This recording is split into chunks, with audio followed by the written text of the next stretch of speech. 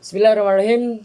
Assalamualaikum warahmatullahi wabarakatuh. Perkenalkan, nama saya Fahrudin Adantoari dengan NIM 250101110013. Di sini saya akan membuat sebuah praktek mengajar. Ya. Saya kuliah di UIN Maulana Malik Ibrahim Malang, Fakultas Ilmu Tarbiyah dan juga Keguruan, jurusan Pendidikan Agama Islam, dan di sini dalam rangka untuk memenuhi tugas mata kuliah ujian tengah semester mata kuliah Pancasila. Nah, di sini saya akan menjelaskan tentang konsep Pancasila sebagai dasar negara. Nah, ada yang tahu nggak semuanya, teman-teman? Apa itu pengertian Pancasila? Atau gimana sih Pancasila ini diterapkan di negara kita sebagai dasar negara? Adakah yang tahu? Oke, kita lanjut. Pancasila sebagai falsafah negara itu dasar filosofis ya teman-teman. Dasar filosofis negara Indonesia adalah Pancasila. Jadi mewujudkan nilai-nilai inti bangsa yang ada di dalam Pancasila. Nah, karena apa? Karena Pancasila ini mencakup semua aspek dalam kehidupan, memastikan pengetahuan selaras dengan cita-cita dan keadilan, persatuan dan juga kemanusiaan dengan mengintegrasikan nilai-nilai Pancasila, mendorong hubungan harmonis antara kemajuan ilmiah dan juga tanggung jawab etis yang penting untuk kemajuan nasional. Lalu gimana Pancasila ini sebagai kayak dasar pengembangan ilmu gitu. Ya, Pancasila memiliki peran penting dalam membimbing perkembangan pengetahuan dan teknologi di Indonesia dengan menanamkan nilai-nilai kemanusiaan, keadilan, dan juga menciptakan lingkungan yang mana ini memastikan bahwa kemajuan dalam ilmu pengetahuan itu tidak hanya bermanfaat tapi juga secara etis tuh berkelanjutan dan juga inklusif ya. Jadi dapat diterima oleh semua kalangan. Nah, pada akhirnya kontribusi dan juga pertumbuhan kesejahteraan bangsa ini saya ulangi, pada akhirnya kesejahteraan bangsa ini diwujudkan dalam penerapan nilai-nilai dalam Pancasila itu sendiri.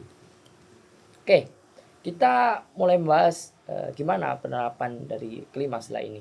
Oke, yang pertama, sila pertama yakni ketuhanan yang Maha Esa. Mungkin dari sini kita bisa mengambil 3 poin.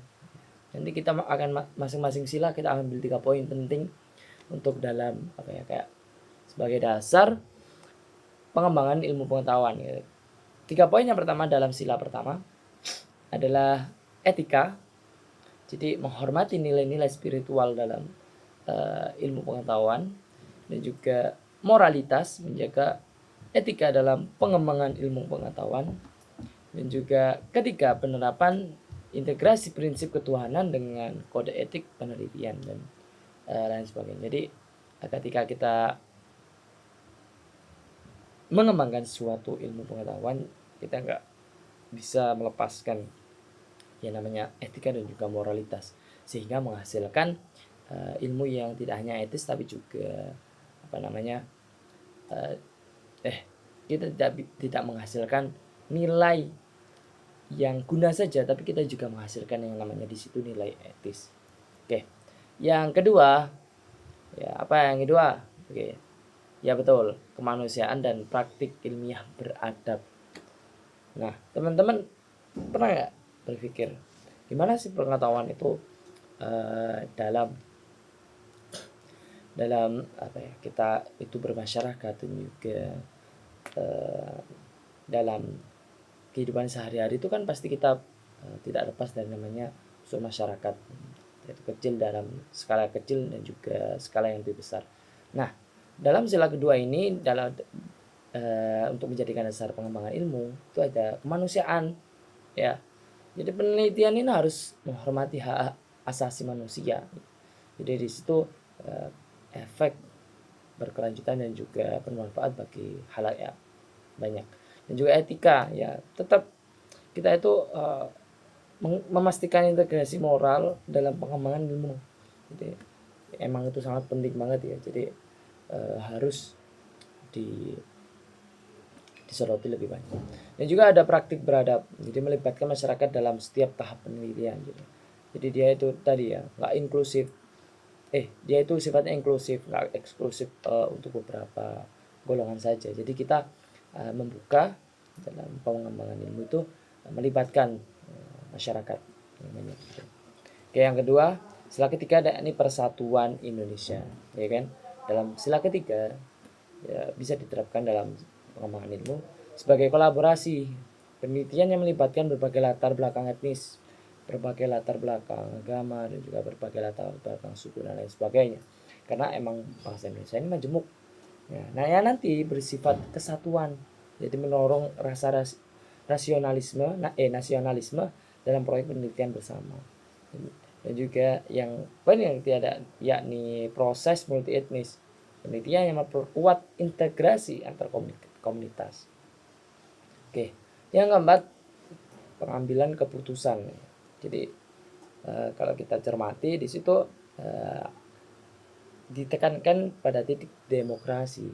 Jadi pengambilan keputusan ini juga harus secara demokratis dalam proyek penelitian ilmiah. Jadi partisipasi masyarakat, melibatkan masyarakat dalam pengambilan keputusan yang adil. Keputusan yang adil itu adalah hal yang penting dan juga tidak boleh ditinggalkan. Dengan apa? Dengan metode musyawarah. Jadi diskusi ilmiah untuk mencapai konsensus dan solusi atas permasalahan-permasalahan yang ada. Oke, yang kelima adalah keadilan sosial ya. Keadilan sosial. Jadi ilmu yang dihasilkan seharusnya itu harus bisa diakses untuk semua. Jadi kesetaraan akses mendorong pendidikan bagi semua lapisan masyarakat. Jadi di situ distribusinya itu manfaat gitu ya, manfaat bagi banyak orang, banyak golongan dan juga banyak unsur masyarakat di situ.